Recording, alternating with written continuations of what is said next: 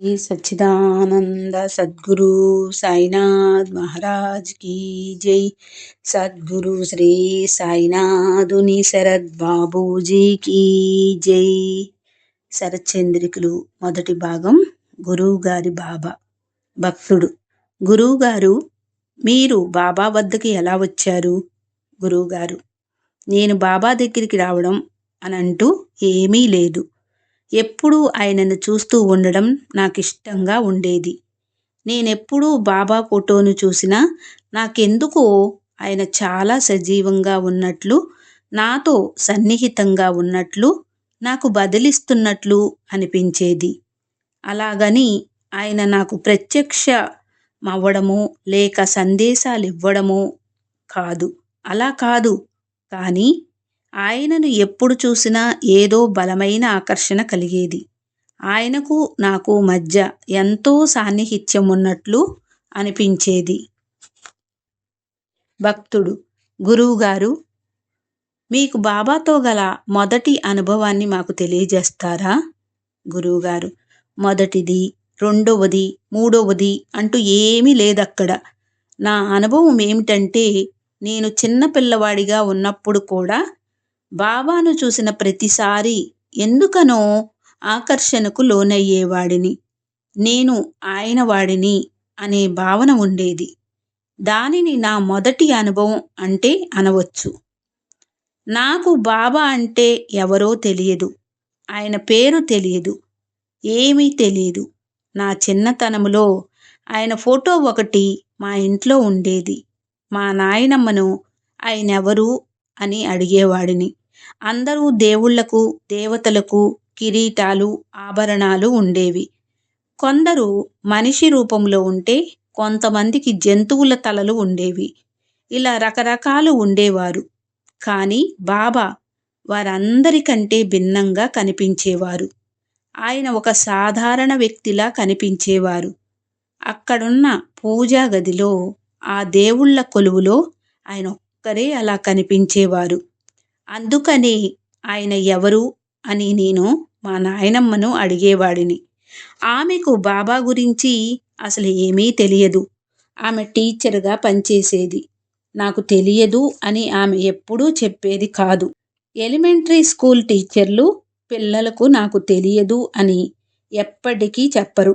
గురువుగారు నవ్వుతూ, అది సాపేక్ష సిద్ధాంతమైనా సరే, మరే ఇతర ప్రశ్న అయినా సరే, వారు ఏదో ఒక జవాబు చెప్పి తీరుతారు. అందువల్ల నేను సాయిబాబా ఎవరు అని అడిగినప్పుడు ఆమె ఆయన పెద్ద శివభక్తుడు అని చెప్పింది. ఆ ఫోటోలో ఒక చిన్న గుర్రం పర్వతాలో లేక కొండలో ఉండేవి. పాత ఇళ్లల్లో చూస్తే ఆ చిత్రపటాలు ఇప్పటికీ కనబడుతూనే ఉంటాయి. ఆయన ఏమి చేస్తున్నారు అని అడిగాను నేను. హిమాలయాల్లో తపస్సు చేసుకుంటూ ఉంటారు. ఎవరి కోసం ఆయన తపస్సు చేస్తున్నారు? ఎందుకనంటే, ఆ రోజుల్లో తపస్సు గురించి మనకు సినిమాల ద్వారానే అవగాహన ఉండేది. గురువుగారు నవ్వుతూ, భూ కైలాస్ వంటి సినిమాల్లో శివుడు గురించి తపస్సు చేస్తారు. కాబట్టి ఆయన ఎవరి కోసం తపస్సు చేస్తున్నారు అని అడిగాను. శివుని కోసం అని ఆమె టక్కున సమాధానము చెప్పింది. అందువల్ల ఆయన బాబా ఓ శివభక్తుడు, హిమాలయాలలో ఉంటాడు. ఇది ఆయన గురించి నాకున్నటువంటి ఊహ, అంతే. మా నాయనమ్మకు ఆయన గురించి ఏమీ తెలియదు. కనీసం ఆయన షిరిడీలో నివసించారని కూడా తెలియదు. నాకు ఆయన గురించి ఏమీ తెలియదు. కానీ ఎందుకనో నాలో ఏదో ఒక భావన ఉండేది. మా ఇంట్లో పూజా గదిలోకి నేను ఎప్పుడు అడుగుపెట్టినా ఆయనను ఇంకా ఇంకా ఎక్కువగా చూస్తూ ఉండేవాడిని. ఎందుకనో ఆయన నాకు నచ్చేవారు. ఆయన ఎంతో వాస్తవంగా, మామూలు వ్యక్తిలాగా, సులభంగా చేరువయ్యేవారిలా ఉండేవారు.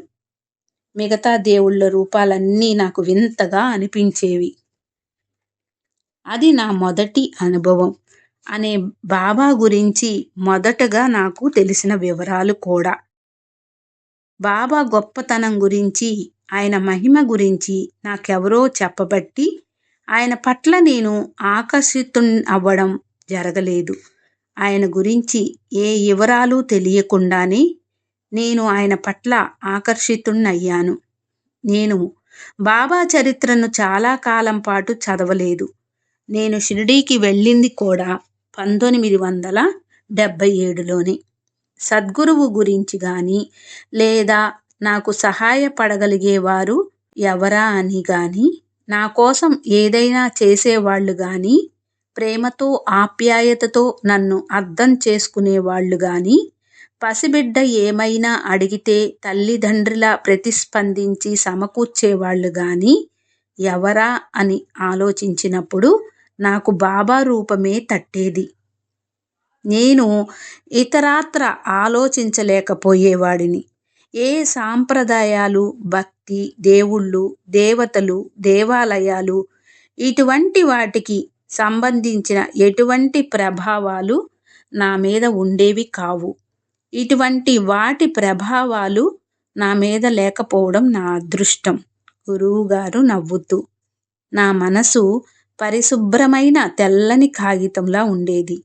అందుకని కేవలం బాబా రూపం మాత్రమే దాని మీద పడింది. భక్తుడు: బాబా మీ సద్గురువు అని ఎప్పుడు గుర్తించారు? గురువుగారు: నేను బాబాను ఆ విధంగా ఎంపిక చేసుకోలేదు. ఫలానా అప్పుడు ఇప్పటి నుండి బాబా నా సద్గురువు, నేను ఆయనను సద్గురువుగా స్వీకరిస్తాను, ఇలా కాదు. నా సద్గురువు లాంటి పదాలు వాడాలి కాబట్టి అలా మాట్లాడవలసి వస్తుంది. నా హృదయములోని భావన అది కాదు. మీ సద్గురువు ఎవరు అని మీరు అడిగితే, అవును, బాబానే నా సద్గురువు. ఆ పదం మీకు బాగా తెలిసింది కాబట్టి నేను దానిని వాడతాను. కానీ నేను దానిని అలా చూడను. ఎందుకంటే అలా చెప్పడం ఏదో పద్ధతి ప్రకారం అన్నట్లు ఉంటుంది. నాకేదో అంతర్లీనమైనటువంటి వేరే ఉద్దేశం ఏదో ఉన్నట్లు, ఇదేదో సంబంధంలాగా, అందులో ఆయన నా నుంచి ఏదో ఆశిస్తున్నట్లు, నేనేదో చెయ్యాలన్నట్లు, ఏదో సిద్ధాంతంలాగా, తత్వంలాగా, వేదాంతంలాగా ఉంటుంది. నాకు అటువంటి భావన లేదు. నాకు సంబంధించినంత వరకు ఆయన బాబా నా సంరక్షకుడు. నాకు తల్లి, తండ్రి, తాతగారు అలాగన్నమాట. గురువుగారు: నేను కాలేజీలో ఉన్నప్పుడు మా ఇంగ్లీష్ లెక్చరర్ అయిన ఒక ప్రొఫెసర్తో చాలా సన్నిహితంగా ఉండేవాడిని. ఆధ్యాత్మికత పరంగా కాదు కానీ ఆయన నాకు గురువు వంటి వారు. నేనంటే ఆయనకు చాలా ఇష్టం. ఆయనకు ఎలాంటి ఆధ్యాత్మిక వాసన, భక్తి ఉండేది కాదు. ఆయన భరద్వాజ మాస్టర్ గారు ఒకే డిపార్ట్మెంట్లో పనిచేసేవారు. మాస్టర్ గారు ఇంగ్లీష్ విభాగానికి హెడ్ ఆఫ్ ది డిపార్ట్మెంట్గా ఉండేవారు. నేను ప్రతిరోజు భరద్వాజ మాస్టర్ గారితో కలిసి కూర్చోవడం మొదలుపెట్టాను. ఎలాగైతే అంతకుముందు మా ఇంగ్లీష్ లెక్చరర్తో కలిసి కూర్చునేవాడినో అలాగా. కాకపోతే అప్పుడది ఎక్కువగా ఇంగ్లీష్ గురించే ఉండేది. ఆ సమయంలో మా ఇంగ్లీష్ లెక్చరర్కు వేరే చోటుకు బదిలీ అయ్యింది. ఆయన వెళ్ళిపోయే ముందు ఒక షాపులో బాబా చిత్రపటం ఒకటి చూశాడు. భరద్వాజ మాస్టర్ గారు సాయి భక్తులు కాబట్టి ఆయన దానిని కొని మాస్టర్ గారికి బహుకరించాడు. వారం 10 రోజుల తర్వాత మాస్టర్ గారు ఆ బాబా చిత్రపటాన్ని నాకు బహుకరించారు. మా ఇంగ్లీష్ లెక్చరర్ గారికి వీడ్కోలు పలకడానికి వెళ్ళినప్పుడు ఆ చిత్రపటం నా దగ్గరే ఉంది. నేను భరద్వాజ మాస్టర్ గారికి ఇచ్చిన చిత్రపటం ఇదే. ఆయన దీన్ని నీకిచ్చారా అని అన్నారాయన. అది బాబా నన్ను మాస్టర్ గారికి అప్పగించడంలా అనిపించింది. అది నాకు మంచి సంకేతంలా తోచింది. నేను ఆ చిత్రపటాన్ని ఇంటికి తీసుకువెళ్ళాను. అప్పటికే మా ఇంట్లో చిన్న బాబా ఫోటో ఒకటి ఉండేది. కానీ ఈ ఫోటో చాలా పెద్దది. ఆ రాత్రి నేను ఇంటికి వెళ్ళి ఆ ఫోటోను అక్కడ పెట్టాలనుకునేటప్పటికీ ఉండాల్సిన పాత బాబా ఫోటో ఆశ్చర్యకరంగా అక్కడ లేదు. ఫ్రేమ్ మాత్రమే ఉంది. బాబా ఫోటో లేదు. ఫ్రేమ్ ఖాళీగా ఉంది. భక్తుడు: ఎందుకని? ఏం జరిగింది? గురువుగారు: ఏం జరిగిందంటే ఎలుకలు. గురువుగారు నవ్వుతూ: అది చాలా పాత ఫోటో. ఒక ఎలుక ఆ ఫోటోను ఫ్రేమ్ నుండి బయటికి లాగి తినేసింది. ఆ తర్వాత ఆ ఫోటో ముక్కలు కొన్ని మూలన కనిపించాయి. ఇది సరిగ్గా అదే రోజు జరిగింది. ఉదయాన ఆ ఫోటో అక్కడుంది. నేను రాత్రి 1 లేక 2 గంటల ప్రాంతంలో కోట, నెల్లూరు వద్ద ఒక గ్రామంకు తిరిగి వచ్చి పూజా గదిలోకి వెళ్ళేసరికి షాక్. ఇంట్లో ప్రతి ఒక్కరికి కూడా షాకే. ఏం జరిగింది? ఏం జరిగింది అని. భక్తుడు: మీరు దానిని అశుభంగా భావించారా? గురువుగారు: అవును. అది బాబా ఫోటో. తప్పకుండా అశుభమే. కానీ మరో పెద్ద ఫోటోలో బాబా అప్పటికే అక్కడున్నారు. సాధారణ హిందూ కుటుంబంలో మాదిరిగానే మా ఇంట్లో కూడా చాలా పటాలుండేవి. నేను అక్కడున్న మిగతా పటాలన్నిటినీ ఒక ప్రక్కకు జరిపి పెద్ద బాబా ఫోటోని అక్కడుంచాను. నేను ఆ గదిలో బాబాను చూస్తూ అలా కూర్చునేవాడిని. అప్పటికి నాకు ఏ సాధనలు తెలియవు. బాబా గురించి తెలియదు. ఆయన జీవిత చరిత్ర చదవలేదు. ఆయన సద్గురువని, ఆయనకు మహిమలు ఉన్నాయని, ఆయన నాకు సహాయం చెయ్యబోతున్నారని తెలియదు. నాకు తెలిసిందంటూ ఏమీ లేదు. కానీ ఆయన బాబా ముందు కూర్చున్నప్పుడు నన్ను ఎంతగానో బాధించే విపరీతమైన తలనొప్పి లాంటి భావనేదో తొలగిపోయేది. కాబట్టి నేను ఇంకా ఇంకా ఇంకా కూర్చోవలసి అవసరం కలిగేది. నేను అక్కడ నుండి బయటకు వెళ్ళిన తక్షణం అది తిరిగి మొదలయ్యేది. కాబట్టి నేను అలా గంటలు గంటలు కూర్చునేవాడిని. అదేదో సాధనలాగా కాదు, మరెవరో చెప్పారని కాదు. నేను చెప్పేదేంటంటే కేవలం నా అవసరం కొద్దీ నా శిరోవేదన మూలంగా అలా కూర్చునేవాడిని. శిరోవేదన అంటే నా ఉద్దేశం కేవలం భౌతికమైన తలనొప్పి అని కాదు. నాకెలాంటి తలనొప్పులు వచ్చేవి కావు. అది వేరే రకమైనది. ఓ రకమైన అంతర్గతమైన తలనొప్పి. భక్తుడు: మీ విషయంలో ఇది హఠాత్తుగా జరిగిందా? అంతకు ముందు రోజు వరకు బాబాకు మీకు పెద్దగా సంబంధం లేదు. కానీ తర్వాత రోజుకు హఠాత్తుగా బాబా పూర్తిగా సంపూర్ణంగా మీ ఆరాధ్య దైవమైపోవడం, అది ఆ విధంగా జరిగిందా? గురువుగారు: నాకు తెలియనిది ఏదో ఉండేది. దేని పట్లో ప్రేమ, నా మనసు దేనికోసమో పరితపించేది. నేను బాబాను చూసినప్పుడు నేనిన్నాళ్లుగా వెతుకుతున్నది దీనికోసమే అని తెలుసుకున్నాను. భక్తుడు: బాబాను మీ ఆరాధ్య దైవం అని గుర్తించటంతోనే సరిపోయిందా? లేక అది కేవలం ఆరంభం మాత్రమేనా? గురువుగారు: అది కేవలం ఆరంభం మాత్రమే. భక్తుడు: దేనికి ఆరంభమిది గురువుగారు? గురువుగారు: దానిని, బాబానే ఆరాధ్య దైవం అన్న గుర్తింపును ఇంకా ఇంకా వాస్తవం చేసుకోవడానికి చేసే ప్రయత్నానికి ఇది ఆరంభం. ఉదాహరణకు, నీకు ఉండడానికి ఇల్లు అవసరమైనప్పుడు మంచి ఇంటి కోసం చూస్తావు. దానికోసం వెతుకుతుంటావు. మంచి ఇల్లు ఎలా ఉండాలి అని నీకొక అవగాహన ఉంటుంది. నీవైన కొన్ని అభిప్రాయాలుంటాయి. దానివల్ల నీకు సొంత ఆలోచనలుంటాయి. నువ్వు ఒక్కొక్క ఇంటిని చూస్తూ ఉంటావు. అలా చూస్తున్నప్పుడు ఇది కాదు, ఇది కాదు అనుకుంటూ, అప్పుడు ఏదో ఒక ఇంటిని చూసినప్పుడు దీనికోసమే చూస్తున్నది, సరిగ్గా ఇదే అనిపిస్తుంది. కానీ అది అంతటితో ఆగదు.